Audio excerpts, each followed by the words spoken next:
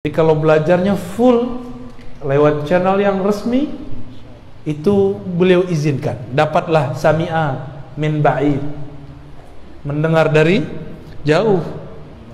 Tapi kalau zaman dahulu sami'a harus datang kepada ahlinya.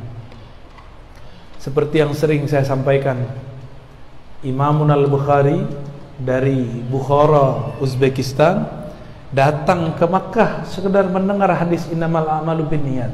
Padahal hadis itu beliau sudah dengar di Uzbek. Cuma beliau ingin mendapatkan riwayat ahli Makkah, murid dari Imam Asy-Syafi'i, Imam Al-Humaidi. Dulu Imam Muslim juga begitu, berguru kepada Al-Qa'nabi, orang Makkah. Al-Qa'nabi jika Humaidi murid Syafi'i, Al-Qa'nabi murid Malik. Atas dasar itulah imam yang bernama As-Subki mengatakan mazhabnya Bukhari lebih dekat kepada mazhab Imam Syafi'i. Kenapa? Sebanyak itu murid-murid guru-guru yang lain, tapi dia dahulukan riwayat Imam Humaidi, murid daripada Imam Syafi'i. Mereka datang dari Uzbek ke Mekah, jauh gak?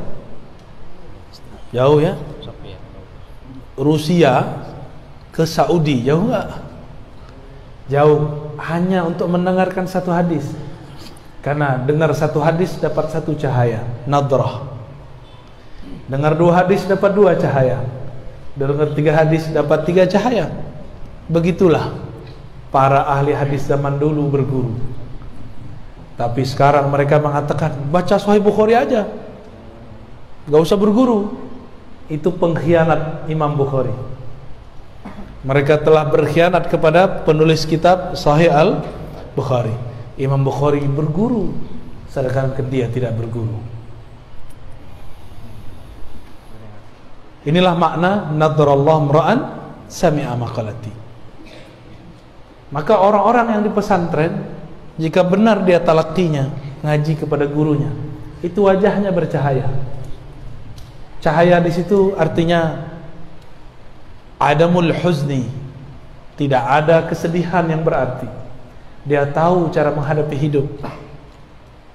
Ini santri-santri ini, walaupun di rumahnya kaya, tapi kalau kita bawa makanan itu berebut. Dan asik, melihat santri berebut itu asik. Benar gak? Benar dek? Walaupun di rumahnya bisa makan 4-7 kali, tapi di sini 3 kali ya tentu. Kita bawa makanan gorengan, habis dalam sekejap. Bawa rambutan, habis. Betul-betul bahagia mereka hidup ya. Di saat ini seumur kalian nih lagi asik main game, di sini ngaji. Coba bayangkan, seumur kalian asik main game, nanti kuliahnya jadi apa? Nanti remajanya dia jadi apa? Dewasanya jadi apa? Kalau seumuran saya nonton-nonton main game udah nggak masalah, ngajinya udah beres ya. Ngajinya dulu udah lama, dari umur saya seumur kalian sampai saya selesai S3 saya ngaji, sampai sekarang pun masih ngaji, nggak ada berhenti ngajinya sampai mati kita jadi santri ya. Sampai mati kita jadi santri. Santri itu artinya pembelajar. Dan Nabi mengatakan la yashba, tidak akan pernah merasa puas seorang mukmin terhadap hal-hal yang disebut kebaikan, yaitu al-ilm ya, nggak akan pernah puas.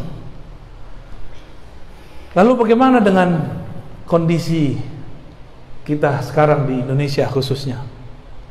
Indonesia khususnya ini sedang dapat ujian, tapi sebenarnya itu hadiah.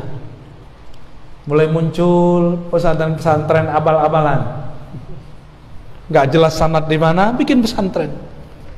Nggak jelas ngaji Qur'annya di mana, bikin rumah tahfiz. Kita nih nggak berani buka klinik kedokteran kecuali kita seorang dokter, enggak? Bidan nggak berani buat klinik melahirkan kecuali dapat izin.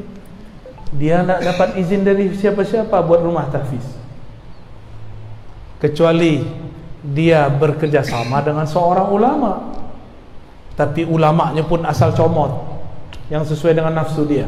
Mentang-mentang duit banyak, nggak mau bantu kiai lagi, buat aja sendiri.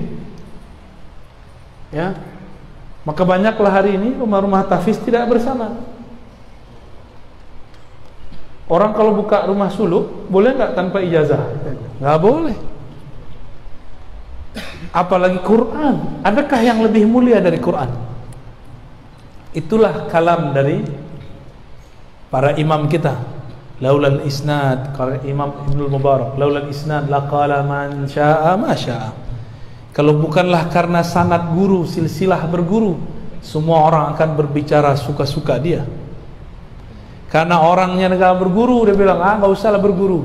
Saya ketemu seseorang tamatan SMK, dia lihat ustadz yang khutbah selama ini nggak berkualitas, lalu dia mulai baca-baca buku Fadilah Amal. Dia bukan jemaah tabligh juga, baca buku Fadilah Amal. Apa kata dia? Ini sebulan aku baca nih, aku jadi ustadz juga nih. Emang gampang jadi ustadz? Padahal kalau di Aceh, di Medan, kalau mau jadi khotib gimana? Harus tengku dulu ya. Kalau nggak jadi tungku aja dia. Ini penting. Laulal isnad laqala man syaa ma syaa. Kalau bukan karena sanad, karena guru, maka siapa saja akan berkata sesukanya. Orang akan mengaku dia ahli tahfiz, dia akan mengaku dia ahli sunnah, padahal jauh dari ahlus sunnah. Saya baru dapat kabar dari Tengku juga bahwa di Aceh lagi rame ya, kelompok yang sebelah itu ya. Kalau Syiah katanya udah berhasil dibubarkan, nyusup itu. Tapi kalau Wahabi pakai mantik pun nggak akan habis. Wahabi itu hancurnya nggak akan ada kecuali Imam Mahdi sudah ada. Ya, karena mereka ini tidak percaya dengan zuriat Nabi, nggak percaya dengan habaib, padahal Imam Mahdi dari kalangan habaib. Kira-kira nanti kalau Imam Mahdi muncul, mereka percaya nggak? Nggak percaya. Ya, muncullah Dajjal nanti. Dajjal itu saktinya bukan main. Dia bilang hujan, hujan. Dia bilang nggak hujan, nggak hujan. Maka nanti beberapa tahun sebelum dia keluar, itu akan jadi paceklik luar biasa di alam semesta. Di saat itulah banyak orang jadi putus asa kepada Allah. Tiba-tiba muncullah selama 40 hari 40 malam Dajjal. Apa yang dia ajarkan? Diberikan kesaktian, diberi makan semua orang, lalu ujung-ujungnya mereka menyembah kepada Dajjal. Sekarang kalau kita berdakwah karena fulus, siap-siap nanti jadi pengikut Dajjal. Taiba abdud dinar, sungguh lelah hamba-hamba duit. Saya ini kalau ke Medan karena duit saya capek, tapi kalau karena Allah saya nggak capek. Gitu. Tengku kita ini kalau ngajar karena duit itu lelah pasti, tapi kalau ngajarnya karena Allah, pasti dia akan selalu ada rohatnya dalam dirinya. Ya. Sekarang banyak pesantren sudah dia juga bingung kayaknya. Mungkin kiainya tidak pakar juga banyak ilmu. Dia gantilah kitab akidahnya menjadi akidah kelompok sebelah. Jangan-jangan di Aceh sudah mulai muncul, di Medan sudah mulai muncul. Udah mulai ya. Kitab yang diganti itu kitab tauhidnya, ya, Saleh Fauzan. Itu mulai dipakai. Padahal kitab itu berbahaya sekali. Salawat anak-anak ini nanti disebut bid'ah, disebut menyerupai Nasrani karena Maulid Nabi Sallallahu Alaihi Wasallam. Banyak PR kita nanti nih. Maka saya senang sekali para tengku kita ini masih mau duduk. Ini santri-santri ini berat telur. Kalau tidak dijaga terus oleh induknya 21 hari, maka telurnya masuk angin. Kalau santri berapa tahun, Tengku? Minimal 6 tahun. Itu masa kalian nanti menetas ilmunya. nanti menetas insya Allah. Kalau tengkunya sering keluar-keluar seperti saya ini kan sering keluar-keluar maka nanti masuk angin lah. Jadi kita bagi-bagi tugas, ada yang keluar-keluar, ada yang tetap di pondok ya.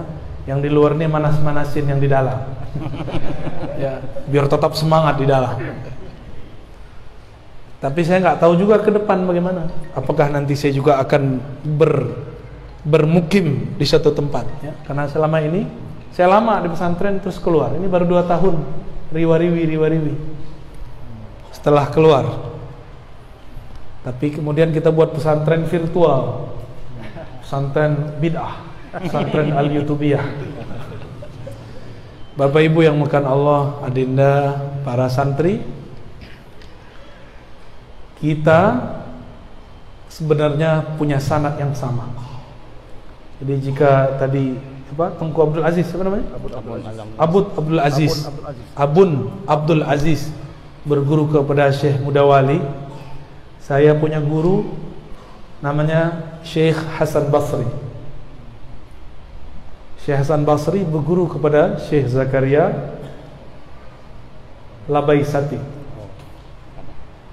Syekh Zakaria murid dari Syekh Mudawali. Jadi kita ini masih bersaudara. Saya juga punya guru yang lain ya di Kampar namanya Syekh Ali Syarbini An-Naqsyabandi juga ya. Dua-duanya mursyid ini. Mereka juga ngambil dari Syekh Zakaria Labaisati.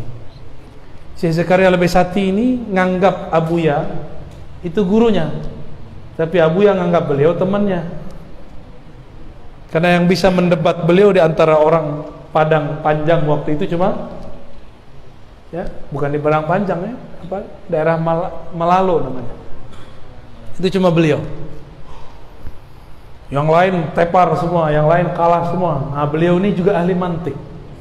Tapi dia melihat mantiknya Syekh Mudawali lebih dahsyat. Maka dia pernah beberapa saat ke Aceh, tempat Syekh Mudawali. Dua-duanya mursyid, dua-duanya ahli mantik. Maka saya dulu belajar mantiknya juga kepada murid beliau, Abuya Hasan Basri ya. Itu lama saya dulu sama beliau. Setiap Selasa malam Rabu kita ngaji kepada beliau. Jadi adik-adik ini jatuhnya apa nih? Anak murid daripada saudara sepupu pengajian saya ya. Orang kalau tahu sanadnya, tahu silsilah gurunya, maka dia akan banyak keluarganya, akan banyak sayangnya, akan banyak cintanya. Maka ketahuilah, pelajarilah sanad-sanad ilmu, kita akan banyak berkawan dengan orang lain. Tapi kalau nggak tahu sanad ilmu, apa yang terjadi? Oh, kejadian seperti di beberapa pesantren. Dia ejek pesantren yang lain, ternyata pesantren itu pesantren guru daripada pendiri pesantrennya. Nah, semoga itu tidak terjadi ya. Ya. Di sini belajar kitab Ta'lim Ulum Ta'lim. Alhamdulillah. Nah, itu wajib dipelajari untuk seorang santri. Walaupun tidak semua di dalamnya wajib diamalkan, tapi nilainya harus diambil. Nilainya apa? Beradab kepada guru. Sayyid Muhammad Alawi Al-Maliki ditanya, yang lebih engkau cintai, murid yang pintar atau murid yang beradab? Apa jawaban beliau? Murid yang beradab. Kalau murid yang beradab itu pintarnya sudah mengalir dalam adabnya. Kalau pintar sombong, ada nggak pintar sombong? Itu belum pintar. Masa orang pintar sombong? Orang pintar itu beradab. Orang yang jahil lah yang tidak beradab. Orang jahil lah yang sombong. Tadi dikabarin Tengku juga kalau di sini ada suluk 10 hari ya. Setiap 10 terakhir Ramadan. Ini luar biasa. Dulu kami dapat kabar dari guru-guru kami, jika selesai madrasah 7 tahun, dulu di sana 7 tahun, maka disuruh untuk bersuluk 40 hari atau 10 hari. Sampai sekarang itu masih ada di Kampar. Di Kampar, negeri 1000 suluk ya. Itu kalau di situ ada santri mulai dari kelas 5 bahkan setiap Ramadan 10 hari suluh. Jadi dia keluar dari pesantren, dia sudah punya ilmu zahir dan ilmu yang batin. Sudah punya ilmu syariat, tarekat, hakikat, ma'rifat. Maka keluarnya pun ada kekuatan luar biasa. Semoga nanti santri-santri yang dewasa juga dapat ilmu thariqah, ya. Amin ya rabbal alamin, ya. Tidak ada namanya belajar thariqah gila, nggak ada. Nggak ada belajar thariqah itu gila. Yang gila itu orang gila, belajar thariqah tetap gila dia, ya. Terakhir yang mau saya sampaikan, ya. Guru kami, murid-murid Syekh Yasin mengatakan, kafa li talibil ilmi falahan, cukuplah keberuntungan, kesuksesan ada pada penuntut ilmu, ayyakuna ismuhu tahta ismin Nabi sallallahu alaihi wasallam, bahwa nama dia ditulis di bawah nama Nabi Muhammad sallallahu alaihi wasallam. Dan itu tidak mungkin kecuali kita berguru. Kita bilang guru saya fulan, fulan berguru kepada fulan, fulan berguru bersambung kepada Rasulullah SAW. Nabi di atas, nama dia di bawah. Cukuplah beruntung orang ini jika nama dia tertulis di bawah nama Nabi Sallallahu Alaihi Wasallam. Semoga nanti Tengku buat tuh sanad, ya, sanad dari Syekh Abdul Aziz, dari Syekh Muda Wali, terus sampai ke atas, dibuat, dipajang di ruang aula atau di tempat yang perpus, biar santri-santri tahu, oh ini sanad guruku, berarti aku di bawah nama beliau. Itu sudah cukup. Nanti Rasulullah akan tanya, mana muridmu? Si guru nyari muridnya, murid nyari muridnya, murid nyari muridnya. Begitulah sampai kiamat. Mereka datang pada hari kiamat berbondong-bondong, zumara, seperti rantai, musalsalan, seperti rantai. Maka karena kita berguru, nanti akan ada murid tua ngomong gini, saya ngelihat kamu mengajar, saya seakan melihat guru kita yang ngajar. Pernah gitu nggak? Jadi saya sering kalau pulang kampung, saya ngajar di hadapan murid-murid Syekh Abuya Hasan Basri. Apa kata murid-murid beliau? Saya melihat bukan engkau tadi, tapi yang saya lihat Abuya Hasan Basri. Orang kalau berguru begitu, karena dia tahu ini bukan gaya Ar-Razi, ini gaya gurunya Ar-Razi. Itu yang disebut di hadis tadi, fa'addaha kama sami'aha. Dia mampu menjelaskannya sebagaimana dia mempelajarinya. Maka yang murid-murid itu nanti akan bergetar menangis. Kenapa? Rindunya terobati kepada gurunya.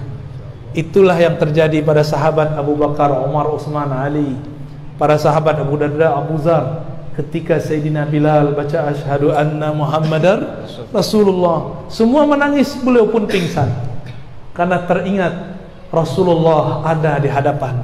Rasulullah ditunggu-tunggu setiap 5 waktu. Sungguh beruntung orang berguru, hatinya lembut, sangat lembut sekali. Sungguh beruntung orang punya sanad, hatinya tidak pernah keras.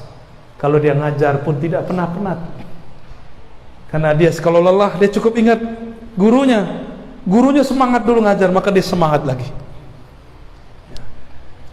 Semoga semua yang hadir rela mengatakan dirinya, saya murid dari Syekh Fulan, Ustadz Fulan, Tengku Fulan, sehingga nama dia ada di bawah nama Nabi Muhammad Sallallahu Alaihi Wasallam. Niatkan di hati, saya ingin berguru kepada Tengku, berguru kepada Buya, kepada Syekh, Tuan Guru. Maka Allah akan kumpulkan kita nanti bersama mereka. Almar'u ma'aman ahabba, seseorang bersama dengan yang dia cintai. Kirim-kirim Fatihah untuk guru kalau sudah wafat. Kirim hadiah untuk guru yang masih hidup. Ya, kalau guru masih hidup, kasih hadiah. Senangkan dia. Dia sudah susah ngurusin umat. Ya, kalau dia sudah wafat, suruh kirim Fatihah. Kalau masih hidup, kirim Fatihah. Ya begitu aja, ya. Jangan pikir-pikir kalau mau bantu guru. mereka adalah wali-wali Allah di muka bumi, ya. Walaupun mereka bilang saya bukan, ya karena mereka memang tidak merasakan, nggak kepedean merasa dirinya wali. Itulah tawaduknya para masyayikh, para guru. Saya doakan yang hadir, semoga namanya dicantumkan di bawah nama-nama para masyayikh, di bawah nama Nabi sallallahu alaihi wasallam. Tuba liman ra'ani wa amana bi, tuba liman ra'ani wa liman ra'a man ra'ani. Beruntung orang melihat, orang yang pernah melihat Rasulullah, atau yang melihat. Itulah sanad sampai sekarang. Pandanglah guru, pandanglah yang di belakangnya, Rasulullah sallallahu alaihi wasallam. Mungkin tidak ada tanya jawab Tengku ya. Saya mohon izin. Ya, kita doa aja ya. Kita kirimkan surah Al-Fatihah untuk guru-guru kita, Syekh Mudawali, Syekh Abun Abdul Aziz, juga para tengku di sini, para masyayikh, pendiri ma'had, pimpinan ma'had, para guru-guru, para orang tua, para santri. Al-Fatihah. Alhamdulillah.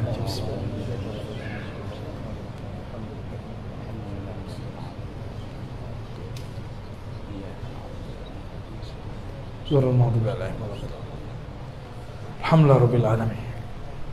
Mungkin demikian dari kami.